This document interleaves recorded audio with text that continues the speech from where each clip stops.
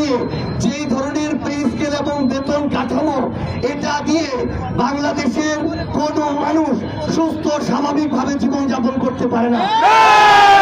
আমরা যদি সিস্টেমটার সংস্কার করতে চাই, আমরা যদি আমাদের জায়গা থেকে এই মানুষগুলোকে দেশের সেবায় সর্বোচ্চভাবে নিয়োজিত হিসেবে দেখতে চাই, তাহলে আজকের এই দিনে দাঁড়িয়ে একজন মানুষের জীবনযাপনের জন্য স্ট্যান্ডার্ড কতটুকু বেতন দরকার সেটুকু নির্ধারণ করে সে অনুযায়ী পে স্কেল বাস্তবায়ন করা উচিত।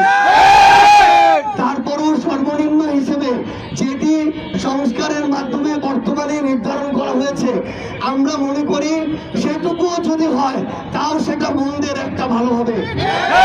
কারণ একটা জিনিস, আমার যে ভাই আজকে প্রথম গ্রেডে কিংবা পঞ্চম গ্রেডে চাকরি করে, তার জন্য সয়াবিন তেলের লিটার যত, চালের কেজি যত, যে 20 গ্রেডে চাকরি করে তার জন্য চালের কেজি তত।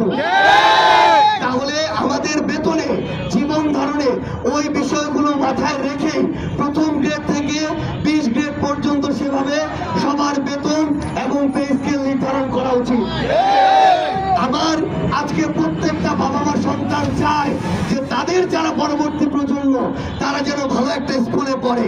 তাহলে যার বেশি সামর্থ্য, যিনি প্রথম থেকে পঞ্চম কিংবা নবম এই গ্রেডগুলোতে চাকরি করেন, তার সন্তানকে একটা ভালো স্কুলে পড়ালে যত বেতন, একজন 20 গ্রেডে চাকরি করা বাবা মার স্বপ্ন তো আছে, তাকেও ওই স্কুলে পড়াবে, তার জন্য তো বেতনটা তত হয়।